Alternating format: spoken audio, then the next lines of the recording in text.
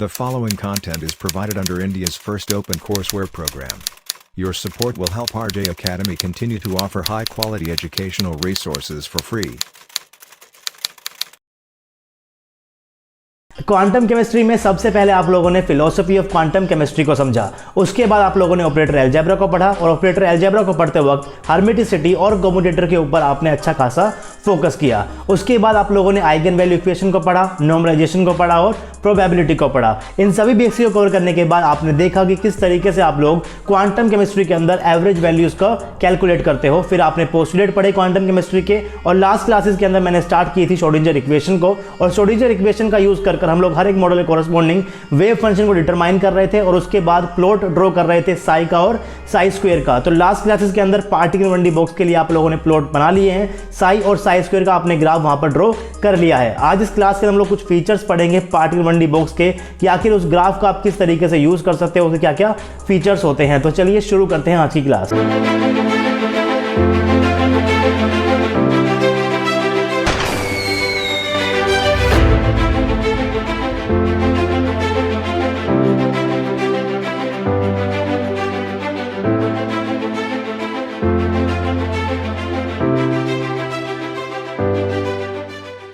Hey guys, this is RJ and welcome to RJ Academy. So this is lecture number 19 of quantum chemistry. अभी तक हम लोग 18 lectures cover कर चुके हैं। अगर आपने अभी तक प्रीवियस लेक्चर्स नहीं देखे हैं तो प्लीज़ प्रीवियस लेक्चर देख लीजिए, ताकि आपको आज का लेक्चर भी समझ में आए और आने वाली क्वांटम केमिस्ट्री आपको काफ़ी ज़्यादा इजी लगे। अगर आपने प्रीवियस लेक्चर नहीं देखे क्वांटम केमिस्ट्री के, तो आप लोग यूट्यूब चैनल के ऊपर जा सकते हो RJ अकेडमी के। वहाँ पर हमने अलग अलग प्लेलिस्ट बनाई हुई है हर एक चैप्टर की, वहाँ से आप लोग क्वांटम केमिस्ट्री की प्लेलिस्ट को स्टार्टिंग से देख सकते हो। और आपको कोई और चैप्टर्स पढ़ने हैं तो वो भी आपको वहाँ पर देखने को मिल जाएंगे।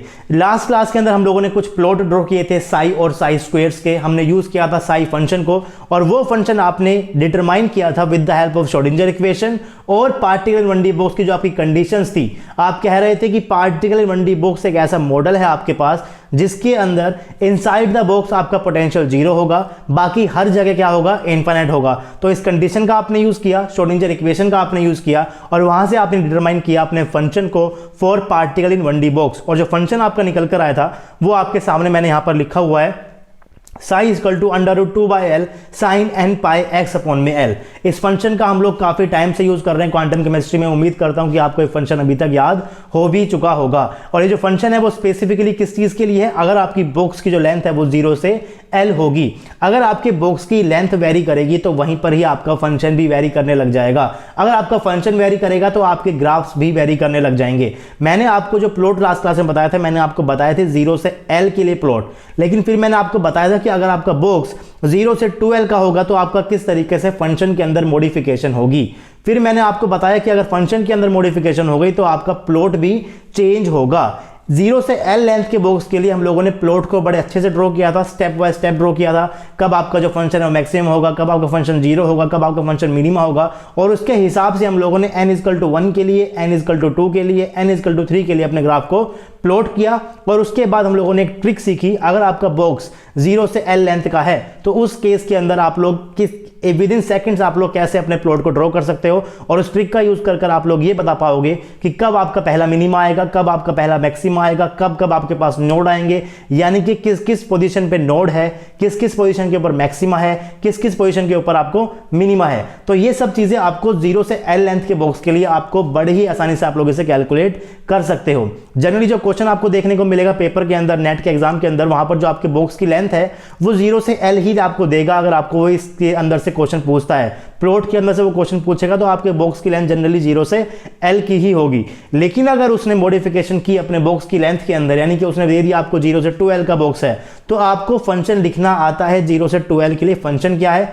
तो वहां से आप लोग फिर से स्टार्ट करो कि आपका जो साई है मैक्सिमम कब होगा, साई आपका 0 कब होगा, साई आपका मिनिमा कब होगा, और अपने ग्राफ को प्लॉट करो और अपनी पोजीशंस को आप लोग वहां पर कैलकुलेट कर सकते हो। लेकिन नेट के अंदर इतना लेंथी क्वेश्चन नहीं आएगा, वो आपसे जनरली जो क्वेश्चन पूछेगा वो 0 से L लेंथ के लिए पूछेगा, और उसकी शॉर्ट ट्रिक आपको पता है। उसके बाद मैं आपको फीचर्स पढ़ा रहा था, पार्टिकल 1D बॉक्स को जो आपने ग्राफ ड्रॉ किया था उसके फीचर्स क्या है। मैंने आपको कहा था कि जो आपका साई 1 है, साई 3 है, साई 5 है, वो सारे के सारे आपके पास सिमेट्रिक आएंगे, यानी कि जो आपके ऑड फंक्शंस है साई 1, साई 3, साई 5, साई 7, ये सारे के सारे सिमेट्रिक होंगे with respect to centre of the box. लेकिन जो आपके इवन फंक्शन है, जैसे कि साई 2 हो गया, साई 4, साई 6, ये सारे के सारे आपके एंटी सिमेट्रिक है, और यहीं पर मैंने अपनी क्लास को खत्म किया था। आज इस क्लास के अंदर हम लोग कुछ फीचर्स पढ़ेंगे पार्टिकल 1D बॉक्स के, जो हमने लास्ट क्लास में पढ़े थे वो भी पढ़ेंगे, और उनको एक सिस्टमेटिक वे के अंदर लिखेंगे, और उनको याद करने की भी हम लोग आज की क्लास के अंदर कोशिश करेंगे। तो पहला फीचर जो मैंने यहाँ पर लिखा हुआ है, देखिए याद रखिए, जो बॉक्स मैं यूज कर रहा हूँ उसकी जो लेंथ है वो क्या है, 0 से L लेंथ का आपका बॉक्स है।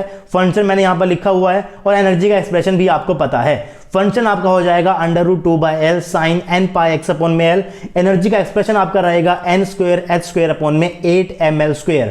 लेंथ चेंज होगी, फंक्शन भी चेंज होगा, लेंथ चेंज होगी, आपका एनर्जी का एक्सप्रेशन भी चेंज होगा। इस चीज को याद रखिए। एनर्जी के एक्सप्रेशन का यूज कर आप लोग एनर्जी लेवल डायग्राम्स बना सकते हो, और अगर आपके पास एक बार एनर्जी लेवल डायग्राम्स आ गए तो आप ट्रांजिशन के कोरस्पोंडिंग कितनी एनर्जी आपको चाहिए वो आप कैलकुलेट कर सकते हो। ट्रांजिशन के कोरस्पोंडिंग आपको कितनी वेवलेंथ चाहिए वो आप कैलकुलेट कर सकते हो। ट्रांजिशन के कोरस्पोंडिंग आपको कितनी फ्रीक्वेंसी चाहिए वो आप कैलकुलेट कर सकते हो। ट्रांजिशन के कोरस्पोंडिंग कितना वेव नंबर चाहिए वो भी आप लोग कैलकुलेट कर सकते हो। तो उम्मीद करता हूं कि आपको अभी तक की क्लासेस समझ में आ रही होगी। अगर आपने अभी तक क्लासेस को अच्छे समझा है तो आज के लेक्चर समझना आपके लिए बिल्कुल भी मुश्किल नहीं होगा। लेकिन आज का लेक्चर आपके लिए बहुत ही ज्यादा इंपॉर्टेंट है, क्योंकि आज हम लोग बॉक्स की लेंथ के अंदर बहुत सारा वेरिएशन करेंगे। अभी तक हम लोगों ने जितने भी बॉक्स की लेंथ पढ़ी है वो 0 से L, 0 से 2L, 0 से 3L पढ़ी है। यानी कि आपने जब भी बॉक्स की लेंथ को स्टार्ट किया है तो वो 0 से किया है। आज हम लोग जो बॉक्स की लेंथ को स्टार्ट करेंगे वो -L से +L पढ़ेंगे, -L/2 से +L/2 पढ़ेंगे, -L/3 से +L/3 पढ़ेंगे, -2L से +2L पढ़ेंगे। यानी कि अगर आपकी बॉक्स की लेंथ कुछ भी होगी तो आप किस तरीके से अपने वेव फंक्शन को लिख सकते हो, उस चीजों की आपको जानकारी मिलेगी आज के इस लेक्चर के अंदर। तो लेक्चर को पूरा देखिए, बिल्कुल भी स्किप मत करिए। अगर आपने कहीं भी स्किप किया तो शायद आपके कंसेप्ट्स थोड़े बहुत डाउटफुल रह सकते हैं, इसीलिए लेक्चर को कंप्लीटली देखिए। नीचे डिस्क्रिप्शन बॉक्स में आपको नोट्स मिल जाएंगे, वहां से आप नोट्स को डाउनलोड कर सकते हो। लेक्चर को देखने के बाद नोट्स को पढ़िए। अगर आपको फिर भी कोई डाउट रहता है तो आप कमेंट सेक्शन के अंदर कमेंट कर सकते हो। तो आज की क्लास के अंदर मैंने सबसे पहला जो फीचर लिखा हुआ है वो मैंने लिखा हुआ है, the relation between length of the box and wavelength is L = n λ/2। अब क्वांटम केमिस्ट्री के अंदर हम जितने भी वेव फंक्शन पढ़ते हैं, देखिए अगर आपके पास वेव फंक्शन है तो उसके कोरस्पोंडिंग कोई ना कोई वेव भी होगी। जब मैंने आपको पोस्टुलेट पढ़ाए थे क्वांटम केमिस्ट्री के, मैंने आपको वहां पर बताया था कि जितनी भी वेव आप लोग क्वांटम केमिस्ट्री में पढ़ने वाले हो वो सारी की सारी वेव आपकी कैसी होगी, स्टेशनरी वेव होगी। और स्टेशनरी वेव की एक खास कैरेक्टरिस्टिक ये होती है कि उसके जो नोड की पोजीशन है वो चेंज नहीं होती। फॉर एन एग्जांपल, अगर मैं आपको बोलूं कि n = 1 के लिए अगर आप लोगों को साई का फंक्शन का प्लॉट बनाना है तो आपने कुछ इस तरीके का प्लॉट बनाया था। लास्ट क्लास के अंदर मैंने आपको बना के दिखाया था कि अगर आपका फंक्शन जो है वो साई, आपके पास फंक्शन गिवन होगा Sai √2/L sin n pi x upon में L, यानी कि मैं 0 से L लेंथ के बॉक्स की बात कर रहा हूं। तो उसके लिए जो आपने ग्राफ बनाया था वो कुछ इस तरीके का बनाया था। उसके बाद जब आपने n = 2 के लिए जो आपने ग्राफ बनाया था, वो जो आपका ग्राफ था उसके अंदर आपने देखा था कि आपके पास एक नोड आएगा और उसके बाद आपके पास इस तरीके से आपके पास ग्राफ प्लॉट हो जाएगा। वहीं अगर मैं n = 3 के लिए प्लॉट को ड्रॉ करूंगा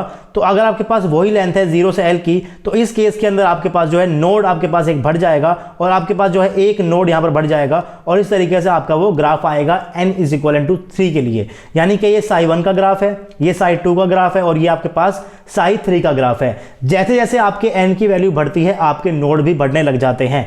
n = 1 के लिए कोई भी नोड नहीं रहेगा, n = 2 के लिए आपके पास एक नोड रहेगा, n = 3 के लिए आपके पास 2 नोड रहेंगे। तो 2 नोड आपने यहां पर ड्रॉ कर दिए। नोड वो पोजीशन होती है जहां पर इलेक्ट्रॉन के पाए जाने की प्रोबेबिलिटी बिल्कुल 0 होती है। अगर इलेक्ट्रॉन के पाए जाने की प्रोबेबिलिटी 0 हो गई, इसका मतलब साई स्क्वायर आपके पास 0 हो गया, क्योंकि साई स्क्वायर ही आपको बताता है कि आपके इलेक्ट्रॉन के पाए जाने की प्रोबेबिलिटी कितनी है। अगर साई स्क्वायर आपका 0 हो गया तो ऑब्वियसली आपका साई भी क्या होगा, 0 होगा। इसीलिए नोड के ऊपर जो आपका फंक्शन है वो क्या होता है, 0 होता है। और नोड वो पोजीशन होती है बाउंड्री के ऊपर छोड़कर, बाउंड्री कंडीशंस के ऊपर छोड़कर, अगर आपका फंक्शन कहीं भी 0 हो गया तो वो पोजीशन आपकी होती है नोड की पोजीशन। तो ये ग्राफ प्लॉट करना आप लोगों ने सीख लिए थे। अगर आपको ग्राफ प्लॉट करने में कोई भी दिक्कत आ रही है तो आप प्लीज प्रीवियस लेक्चर्स देख लीजिए, ताकि आपको समझ में आए कि मैं किस तरीके से इन ग्राफ को यहां पर प्लॉट कर रहा हूं।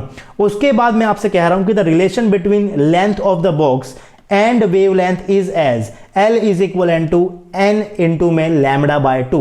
अगर आपकी लेंथ इंटीग्रल मल्टीपल है लैम्बडा बाय 2 की, तो डेफिनेटली आपको वहां पर नोड देखने को मिलेंगे। नोड मिल रहे थे, हम लोग लास्ट क्लास के अंदर पढ़ चुके हैं, लेकिन मैं आपसे कह रहा हूं अगर आपके बॉक्स की लेंथ इंटीग्रल मल्टीपल है लैम्बडा बाय 2 के, तो डेफिनेटली आपको वहां पर नोड देखने को मिलेंगे और आपको नोड देखने को मिलते भी हैं। इसका मेरा मतलब क्या है? इसका मेरा मतलब है कि आपकी जो बॉक्स की लेंथ है, मान लीजिए यहां पर आपकी बॉक्स की लेंथ क्या है, L लेंथ का आपका बॉक्स है, 0 से L लेंथ का आपका क्या है, बॉक्स है। यहां पर भी लेंथ कितनी है, 0 से L है। साई 3 के केस में भी आपकी लेंथ कितनी है, 0 से L है। इसका मतलब L जो है वो आपका इंटीग्रल मल्टीपल है लैम्बडा बाय 2 का। जो आपके पास 0 से L लेंथ है, आपका सबसे पहले L क्या होगा? मान लीजिए मैं आपको कह रहा हूं कि जो आपका L है वो आपका n लैम्बडा बाय 2 है। इसका मतलब फॉर n इक्वल टू 1 क्या होगा? फॉर n इक्वल टू 1 आपका क्या हो गया, L आपका हो गया 1 इंटू में lambda by 2। For n equal to 2 के लिए क्या हो जाएगा आपका L आपका हो जाएगा 2 इंटू में lambda by 2। n equal to 3 के लिए आपका क्या हो जाएगा L आपका हो जाएगा 3 इंटू में लैम्बडा बाय 2। अब ये जो लैम्बडा मैं यूज कर रहा हूं, ये लैम्बडा है वेवलेंथ, उसकी वेवलेंथ कितनी है, और आपको पता है वेवलेंथ क्या होती है। मान लीजिए आपके पास कोई वेव है, इस तरह की आपके पास कोई वेव है, तो वेवलेंथ क्या होगी आपके पास, दो आपके मैक्सिमा के बीच का डिस्टेंस या फिर दो आपका मिनिमा के बीच का डिस्टेंस। यानी कि आपके पास क्या है, मैक्सिमा है, इन दो मैक्सिमा, दो कंसेक्यूटिव मैक्सिमा के बीच का जो डिस्टेंस होता है, इसे आप लोग क्या बोलते हो, लैम्बडा बोलते हो। या फिर आप बोल सकते हो कि जो आपका दो मिनिमा है, इसके बीच का जो डिस्टेंस होता है उसे आप क्या बोल सकते हो, लैम्बडा बोल सकते हो। तो ये आपका होता है वेवलेंथ। अब मैं आपसे कह रहा हूं कि जो आपकी जो बॉक्स की लेंथ है L, वो आपकी इंटीग्रल मल्टीपल है लैम्बडा बाय 2 के। इसका मतलब अगर मैं ग्राफ को प्लॉट करूंगा, यहां पर मान लीजिए हम लोग यहां पर ग्राफ को ड्रॉ कर रहे हैं, ये आपके पास क्या है, n इक्वल टू 1 है, ये आपके पास क्या है, n इक्वल टू 2 है, ये आपके पास क्या है, n इक्वल टू 3 है। इधर आप किस तरीके से ड्रॉ करोगे, तो अगर आप लोगों को प्लॉट ड्रॉ करने हैं इस चीज के, तो आप कह रहे हो कि जो आपकी बॉक्स की लेंथ है L, वो इंटीग्रल मल्टीपल है लैम्बडा बाय 2 के लिए। n इज इक्वल टू 1 के लिए जो आपकी L है वो क्या हो जाएगी, लैम्बडा बाय 2। इसका मतलब लैम्बडा बाय 2 क्या होगा, ये आपके पास हाफ वेवलेंथ हो गई। n इज इक्वल टू 1 के लिए आपको क्या मिलेगा, 1 लैम्बडा बाय 2 मिलेगा।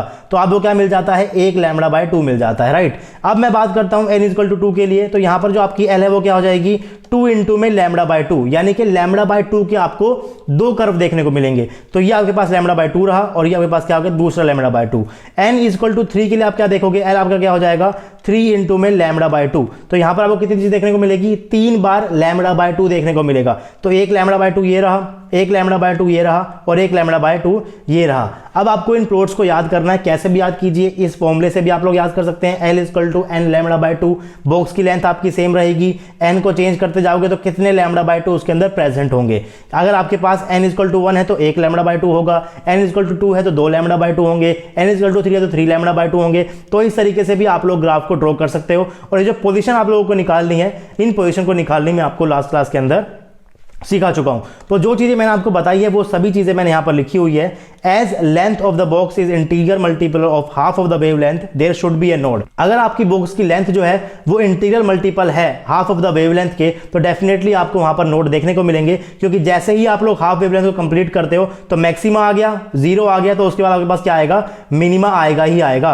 और मैक्सिमा से मिनिमा की तरफ जाते हुए आपके पास बीच में क्या आता है, नोड आपके पास आएगा ही आएगा। इस चीज को आप लोग समझ जाइए। अगर आपका length is equal to integral multiple of lambda by 2 है, तो वहां पर आपको नोड जो है वो देखने को मिलेंगे ही मिलेंगे। अब ये फॉर्मूला मेरे पास कहां से आया, जो फॉर्मूला मैं यहां पर यूज कर रहा हूं, L equal to n lambda by 2, वो तो आप लोग समझ गए प्लॉट को देखकर। लेकिन ये फॉर्मूला आया कहां से, उसका मैथमेटिकल डेरिवेशन भी आपको पता होना चाहिए। तो मैथमेटिकल डेरिवेशन मैंने यहां पर लिखा हुआ है। आप कह रहे थे कि जो आपका बॉक्स है उसके अंदर इनसाइड द बॉक्स आपका पोटेंशियल 0 है। अगर इनसाइड द बॉक्स आपका पोटेंशियल 0 है, इसका मतलब सारी की सारी जो आपकी एनर्जी है वो आपकी as a kinetic energy store हो रही है। तो आपको पता है कि जो आपकी एनर्जी है वो क्या होती है, n square h square upon में 8 ml स्क्वायर। पोटेंशियल अगर 0 हो गया तो ये बराबर किसकी हो जाएगी, काइनेटिक एनर्जी की हो जाएगी। इसको मैं बोल देता हूं इक्वेशन 1। उसके बाद आपको ये भी पता है कि जो आपकी काइनेटिक एनर्जी होती है वो बराबर होती है हाफ mv स्क्वायर। उसके बाद मैंने क्या कर दिया, काइनेटिक एनर्जी को लिख दिया हाफ mv स्क्वायर। फिर मैं क्या कर रहा हूं, इस इक्वेशन को मैंने m से मल्टीप्लाई किया और m से डिवाइड कर दिया। तो आपके पास क्या बन जाएगा, half of m square v square upon में m। मैंने इसको m से मल्टीप्लाई किया और m से इसको डिवाइड किया है। उसके बाद आपको पता है कि जो आपका मोमेंटम होता है वो क्या होता है, m इंटू में v होता है। तो m स्क्वायर v स्क्वायर मैं क्या लिख सकता हूँ, p स्क्वायर लिख सकता हूँ। तो आपकी जो काइनेटिक एनर्जी है वो आपकी बन जाती है half of p square by 2m। अब डी ब्रोगली के रिलेशन से आपको ये पता है कि जो आपका मोमेंटम होता है वो h अपॉन का लैम्डा होता है, ये भी चीज आपको पता है। तो मैं क्या करूंगा, h अपॉन लैम्डा की वैल्यू को उठाकर यहां पर p की जगह पुट कर दूंगा। मैंने इसकी वैल्यू को पुट कर दूंगा, आपके पास क्या बच जाएगा, kinetic energy equal to half of h square lambda square, ये क्या था आपके पास p square, h square upon में lambda square divided by m. जो आपके पास एम यहां पर था उसको मैंने यहां पर एज इट इज लिख दिया। इसको मैं क्या बोल देता हूं, इक्वेशन 2 बोल देता हूं। ये आपके पास इक्वेशन 1 थी, ये आपके पास क्या थी, इक्वेशन 2 थी।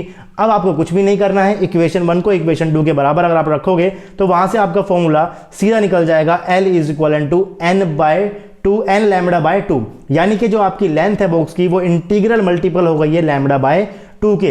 अगर आपकी लेंथ इंटीग्रल मल्टीपल होगी लैम्डा बाय 2 की तो आपके पास नोड जरूर आपको देखने को मिलेंगे। और एक ग्राफ भी मैंने यहां पर बना रखे हैं, n इक्वल टू 1 के लिए L क्या, लैम्डा बाय 2, तो आपके पास इस तरीके का ग्राफ आएगा। क्या है आपके पास, सिंगल आपको एक बार क्या करना है, लैम्डा बाय 2 को ड्रॉ करना है, तो यानी कि आपको आधी वेवलेंथ की वेव ड्रॉ करनी है। उसके बाद n इक्वल टू 2 के लिए L क्या हो जाएगा, 2 इंटू में लैम्डा बाय 2, यानी कि आपको 2 बार हाफ वेवलेंथ ड्रॉ करनी है। तो आपने एक बार ड्रॉ कर दी, मैक्सिमा यहां पर आ गया, मिनिमा यहां पर आ गया, तो मैक्सिमा यहां पर आ गया, 0 यहां पर आ गया, तो अब क्या आएगा, मिनिमा आएगा। यानी कि ग्राफ कहां शुरू होगा, नीचे से शुरू होगा, मैक्सिमा 0 मिनिमा, मिनिमा के बाद फिर 0 फिर मैक्सिमा। अगर मैं बात करता हूं n इक्वल टू 3 के लिए तो L क्या हो जाएगा, 3 इंटू में लैम्डा बाय 2, यानी कि आपको लैम्डा बाय 2 जो है वो 3 बार ड्रॉ करनी है। आपने पहली बार ड्रॉ करी, मैक्सिमा आ चुका है, 0 आ चुका है, तो अब क्या आएगा, मिनिमा, तो आपने नीचे से ड्रॉ कर दी, फिर आपके पास 0 आ चुका है, फिर क्या आएगा, मैक्सिमा। उसी तरीके से आप लोग n इक्वल टू 5 के लिए भी ड्रॉ कर सकते हो, n इक्वल टू 4 के लिए भी ड्रॉ कर सकते हो, आप लोग n इक्वल टू कितने के लिए भी आप इसको ड्रॉ कर सकते हो। अब जो नोड है उसका फॉर्मूला क्या होता है कैलकुलेट करने का, तो फॉर्मूला आपके सामने है, नोड आपका होता है n is equal n minus का 1। आप देख सकते हो कि अगर आपके पास n 1 है तो नोड कितनी हो जाएगी, 1 माइनस 1 0। इस ग्राफ के अंदर कोई भी नोड नहीं है। अगर आपके पास n इक्वल टू 2 है तो क्या हो जाएगा, 2 माइनस 1 इक्वल टू क्या, 1, यानी कि एक नोड मिलेगी आपको और एक नोड आपके पास ये रही। अगर मैं बात करता हूं n इक्वल टू 3 के तो नोड कितनी हो जाएगी, 3 माइनस 1 क्या, 2, तो यहां पर आपको 2 नोड देखने को मिलेगी। तो नोड का तो बेसिक फॉर्मूला है वो क्या हो जाएगा, node equal to n minus का 1, जहां पर n क्या होता है, ट्रांसलेशनल क्वांटम नंबर होता है। तो पहला फीचर हम लोग पढ़ चुके हैं, अब बढ़ते हैं आगे और पढ़ते हैं अपने दूसरे फीचर की तरफ। सेकंड जो फीचर है वो हम लोग लास्ट क्लास में कवर कर चुके हैं, उसको मैंने यहां पर दोबारा से लिखा हुआ है, from the plot of psi versus x it is clear that psi 1 psi 3 psi 5 क्या होते हैं आपके पास, सिमेट्रिक होते हैं with respect to centre of the box. ये प्लॉट मैंने यहां पर ड्रॉ किया हुआ है, ये आपके पास किसके लिए है, n इक्वल टू 1 के लिए, n इक्वल टू 2 के लिए, n इक्वल टू 3 के लिए, n इक्वल टू 4 के लिए। जो प्लॉट थे हमने इस तरीके से इसको ड्रॉ किया था लास्ट क्लास के अंदर, मैंने आपको एक प्लॉट बनाने सिखाए थे किस तरीके से आप लोग इसको ड्रॉ कर सकते हो। तो अगर आप लोग साई 1 को देखोगे तो जितना पार्ट आपके पास यहां पर आपको देखने को मिल रहा है वो सेम पार्ट सेम साइन के साथ आपको यहां पर देखने को मिलेगा। इसका मतलब जो आपके पास साई 1 है वो सिमेट्रिक है with respect to this centre. वही अगर बात करता हूं साई 2 की, तो साई 2 के अंदर जो आपके पास लेफ्ट हैंड साइड में है यहां पर आपके पास पॉजिटिव डायरेक्शन के अंदर है। अगर मैं बात करता हूं राइट हैंड साइड के अंदर तो यहां पर आपके पास ये चीज नेगेटिव डायरेक्शन के है। इसका मतलब ये कि आपके पास एंटी सिमेट्रिक है। उसी तरीके से यहां पर आप देख लीजिए, ये नेगेटिव है तो यहां पर भी क्या आपके पास नेगेटिव है, यहां पर ये पॉजिटिव है तो सेम इधर की तरफ क्या आपके पास पॉजिटिव में है। इसका मतलब जो आपके पास ऑड फंक्शन निकल कर आएंगे, पार्टिकल इन 1D बॉक्स 0 से L लेंथ का बॉक्स होगा तो साई 1 साई 3 साई 5 साई 7 जितने भी आपके पास ऑड फंक्शन है वो सारे के सारे सिमेट्रिक होते हैं। जितने भी आपके पास इवन फंक्शन है वो सारे के सारे एंटी सिमेट्रिक होते हैं। क्वेश्चन डायरेक्टली पूछ सकता है वो आपसे कि बॉक्स की लेंथ आपकी 0 की L है, क्या आपके पास जो n इक्वल टू 7 की कोरस्पॉन्डिंग जो वेव फंक्शन होगा वो सिमेट्रिक होगा या फिर एंटी सिमेट्रिक होगा। और ये क्वेश्चंस आए भी हुए हैं प्रीवियस ईयर के अंदर, तो आपको पता होना चाहिए कि कौन से फंक्शन आपके सिमेट्रिक है और कौन से फंक्शन आपके एंटी सिमेट्रिक है। मैं सिमेट्रिक और एंटी सिमेट्रिक देख रहा हूं with respect to centre of the box, इस चीज को भी आपको पता होना चाहिए। अब पढ़ते हैं फीचर नंबर 3। फीचर नंबर 3 आपसे क्या कह रहा है, as the number of node increases energy increases. Obviously node कब बढ़ेंगे, जब आपके n की वैल्यू बढ़ेगी। n इक्वल टू 1 में 0 नोड, n इक्वल टू 1 के अंदर आपके पास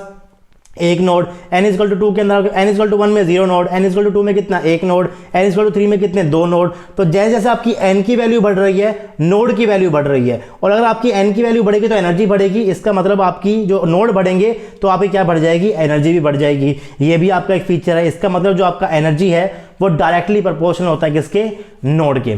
तो ये हो गया आपका फीचर नंबर 3। अब पढ़ते हैं फीचर नंबर 4 जो कि बहुत इंपॉर्टेंट है। फीचर नंबर 4 आपसे क्या कह रहा है, as at higher value of n the prediction made by quantum and classical mechanics are same। इसका मतलब जब आप लोग हायर वैल्यू पे जाओगे, यानी कि ट्रांसलेशनल क्वांटम नंबर्स की हायर वैल्यू के ऊपर, n = 50, n = 100, n = 1000 के ऊपर, तो उस केस के अंदर आप लोग क्वांटम केमिस्ट्री जो आपके रिजल्ट निकल कर आएंगे और क्लासिकल मैकेनिक्स जो आपसे रिजल्ट निकल कर आएंगे वो आपके पास क्या होंगे, सेम होंगे। कैसे समझ सकते हो इस चीज को, मैं आपको अभी समझाने की कोशिश करता हूं। आपने अभी तक कहा कि आपका जो वेव फंक्शन है पार्टिकल मंडी बॉक्स का, वो आपका है √2/L sin n πx/L। हम लोग पढ़ चुके हैं कि आखिर किस फॉर्मूले से आप लोग प्रोबेबिलिटी को निकालते हो ऑफ फाइंडिंग एन इलेक्ट्रॉन, और मैंने आपको वहां पर बताया था कि जो आपकी प्रोबेबिलिटी होती है जो आपके सेंटर वाले पार्ट में होगी, यानी कि जो L/4 से 3L/4 के अंदर है, ये आपके पास कितनी होती है, 82% होती है। 0 से L/4 के लिए कितनी होगी, 9% होगी। 3L/4 से L के लिए कितनी होगी आपके पास, 9% होगी। इस चीज को हम लोग पढ़ चुके हैं। अगर आपको यहां पर कोई भी डाउट आ रहा है तो प्लीज आप लोग प्रीवियस लेक्चर्स को देख लीजिए ताकि आपको ये चीजें समझ में आए। प्रोबेबिलिटी को पढ़ते वक्त मैंने आपको कहा था कि जो आपकी प्रोबेबिलिटी होती है फाइंडिंग एन इलेक्ट्रॉन, उसको आप लोग कैसे निकालते हो, integration of Sai star D tau से। इस फॉर्मूले का यूज करके हम लोगों ने प्रोबेबिलिटी निकाली थी हर एक एरिया की कोरस्पॉन्डिंग, और हमने एक डायरेक्ट फॉर्मूले को भी वहां पर डिराइव किया था, और उसको यूज करके मैंने आपको कहा था कि अगर आपकी L/4 से 3L/4 तक जाओगे और इस एरिया के बीच में अगर आप लोग इलेक्ट्रॉन के पाए जाने की प्रोबेबिलिटी देखोगे तो वो आपके पास क्या होगी, 82% होगी। वहीं अगर आप लोग 0 से L/4 के लिए देखोगे तो इस एरिया में जो आपकी फाइंडिंग एन इलेक्ट्रॉन की प्रोबेबिलिटी होगी वो आपके पास 9% होगी। सिमिलरली अगर आप लोग 3L/4 से L के लिए देखोगे तो यहां पर भी आपके पास क्या होगी, वो 9% होगी। इन सब चीजों को हम लोग कवर कर चुके हैं। अब यहां पर समझने वाली बात यह है कि 0 से जो L/4 की जो आपके पास बॉक्स की लेंथ है, ये पूरी लेंथ का कितना परसेंट है, 25% है। ऑफ कोर्स कितना परसेंट है, ये 25% है। 0 से L/4, 0 से आपके पास जो बॉक्स है वो कितनी लेंथ का है, L लेंथ का है। तो L/4 जो लेंथ है वो L की कितने परसेंट हो गई, 1/4 हो गई, यानी कि 25% हो गई।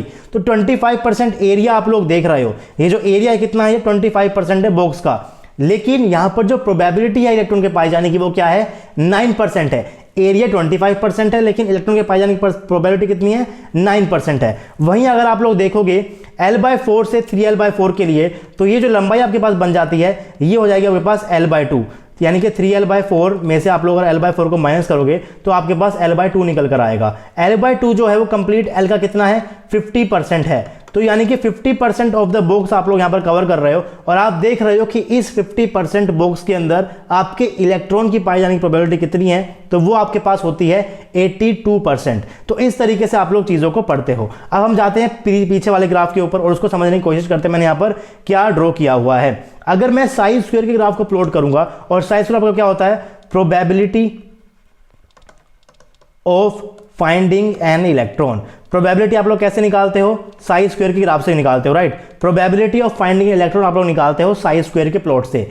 साई स्क्वायर का प्लॉट हम लोग ड्रॉ करना सीख चुके हैं। n = 1 के लिए आपके पास कुछ इस तरीके का प्लॉट आएगा, फिर आप लोग यहां पर n = 2 के लिए देखते हो, n = 3 के लिए आपके पास इस तरीके से प्लॉट आते रहेंगे। यानी कि n = 1 है तो एक भी नोड नहीं है, n = 2 है तो आपके पास एक नोड मिलेगा, n = 3 में आपके पास 2 नोड मिलेंगे, n = 4 में आपके पास 3 नोड मिलेंगे। तो मैंने यहां पर ड्रॉ किए हुए हैं। अगर मैं हायर वैल्यू के ऊपर जाऊंगा, मान लीजिए आपके पास क्या है, n = 100 है, अगर मैं उसको प्लॉट करूंगा तो आपके पास यहां पर कितने नोड आने वाले हैं, 99 नोड आने वाले हैं। कितने नोड आने वाले हैं आपके पास, 99 नोड आने वाले हैं। तो कुछ आपका इस तरीके का ग्राफ बन जाएगा। अगर मैं n = 1 के ऊपर देखूंगा तो आपके इलेक्ट्रॉन के पाए जाने की प्रोबेबिलिटी मैक्सिमम कहां पर होगी, L/2 के ऊपर, राइट। और अगर मैं n = 2 के लिए देखूंगा तो आपकी प्रोबेबिलिटी मैक्सिमम कहां पर होगी, इस पोजीशन के ऊपर होगी और इस पोजीशन के ऊपर होगी। n = 3 के ऊपर कहां पर होगी, इस पोजीशन के ऊपर होगी, इसके ऊपर होगी और इसके ऊपर होगी। n = 4 में कहां पर होगी, यहां पर होगी, यहां पर होगी, यहां पर होगी और आपकी यहां पर होगी।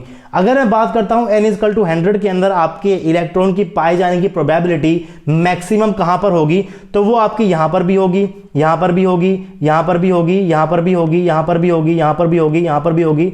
यानी कि आपको क्या करना है, हर एक मैक्सिमम पोजीशन को आप लोग यहां पर ले ली, और आप यहां पर देख सकते हो कि आपका जो इलेक्ट्रॉन है वो इस L लेंथ के बॉक्स के अंदर कहीं भी मिल सकता है। यहां पर भी मिल सकता है, यहां पर भी, यहां पर भी, यहां पर भी, यहां पर भी, यहां पर भी, यहां पर भी, यहां पर भी। इसका मतलब उसने अपने वेव नेचर को यहां पर खो दिया और एक कंटिन्यूटी सी आ गई है कि आपका 0 से जो L लेंथ का बॉक्स है, आपका इलेक्ट्रॉन किसी भी पोजीशन के ऊपर मिल सकता है। लेकिन अगर मैं n = 1 के लिए बात करूं तो वो किसी भी पोजीशन के ऊपर नहीं मिल सकता। इस पोजीशन के ऊपर पाए जाने की प्रोबेबिलिटी क्या है, कम है। L/2 के ऊपर पाई जाने की प्रोबेबिलिटी क्या है, ज्यादा है। आपका जो ग्राफ होता है वो कुछ इस तरीके का होता है, इसको और भी आप लोग ऐसे कर सकते हो, राइट। तो L/2 के ऊपर जो है प्रोबेबिलिटी क्या होती है, वो आपके पास ज्यादा होती है, और अलग अलग लेंथ के ऊपर आपके पास प्रोबेबिलिटी क्या होती है, कम होती है। लेकिन जैसे ही मैं हायर वैल्यू ऑफ n के ऊपर जाऊंगा, आप देखोगे कि एक यूनिफॉर्मिलिटी यहां पर आ गई है, और अगर यूनिफॉर्मिलिटी आ गई है तो वहां पर आप लोग क्लासिकल मैकेनिक्स को भी अप्लाई कर सकते हो, और क्वांटम मैकेनिक्स को आप लोग अप्लाई करोगे तो बहुत ज्यादा कॉम्प्लेक्स हो जाएगा। इसीलिए हायर वैल्यू ऑफ n के ऊपर आप लोग क्लासिकल मैकेनिक्स को ही फॉलो करते हो। तो ये जो आपका है feature number 4, at higher value of n the prediction made by quantum and classical mechanics are same. इसमें मैंने कुछ और बातें भी लिखी हुई है। As the value of n increases uniformility increases, and at higher value of n it seems complete uniformility in the distribution. मैं आपको समझा चुका हूं कि अगर आप लोग हायर वैल्यू के ऊपर जाओगे तो आपका जो ग्राफ है वो कुछ इस तरीके से बनेगा, और आपका जो इलेक्ट्रॉन है वो यहां पर भी, यहां पर भी, यहां पर भी, यहां पर भी, यानी कि इस L लेंथ के बॉक्स के अंदर आपका इलेक्ट्रॉन जो है वो कहीं भी मिल सकता है। अगर वो कहीं भी मिल सकता है और हर जगह पाए जाने की प्रोबेबिलिटी क्या है, सेम है। यहां पर भी सेम होगी, यहां पर भी सेम, यानी कि हर एक पोजीशन के ऊपर जो प्रोबेबिलिटी है वो क्या है, सेम है। यानी कि एक यूनिफॉर्मिलिटी सी आ गई है, आपका जो डिस्ट्रीब्यूशन है वो क्या हो गया है, यूनिफॉर्म हो गया है। दैट मींस कंटिन्यूटी यहां पर बन गई है, और जैसे ही कंटिन्यूटी बनती है तो आपका कैसे शुरू हो जाता है बिहेवियर, क्लासिकल बिहेवियर शुरू हो जाता है। और इसी चीज को आप लोग क्या बोलते हो, बोहर कोरेस्पोंडेंस प्रिंसिपल बोलते हो। बोहर कोरेस्पोंडेंस प्रिंसिपल क्या था कि जो आप लोग लोअर एनर्जी लेवल्स हैं, लोअर जो आपके पास क्वांटम नंबर है वहां पर आपकी क्वांटम मैकेनिक्स अप्लाई होती है, लेकिन जैसे ही आप लोग हायर ट्रांसलेशन क्वांटम नंबर के ऊपर जाओगे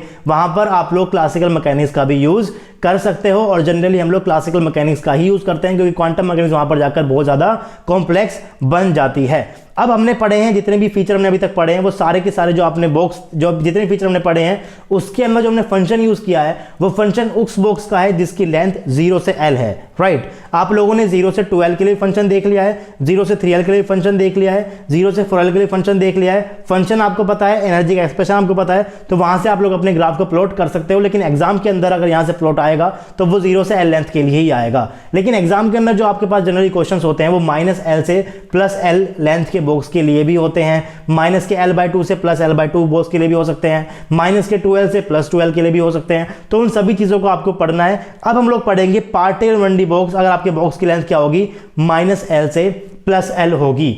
जब हम लोग 0 से L बॉक्स को पढ़ रहे थे, हमने सबसे पहले क्या किया था, हमने श्रोडिंगर इक्वेशन का यूज किया था, हमने बॉक्स की कंडीशन का यूज किया था, उसके बाद हम लोगों ने क्या किया था, अपने फंक्शन को डिटरमाइन किया था। सेम वही चीजें हम लोग रिपीट करेंगे। अब हमारा जो बॉक्स है उसकी लेंथ चेंज हो गई है, -L से +L तक हो गई है, और टोटल लेंथ क्या हो गई आपके पास, 2L जो है वो आपके पास टोटल लेंथ हो गई है। जैसे हमने पिछली बार किया था सेम वही चीज हम लोग यहां पर भी करेंगे।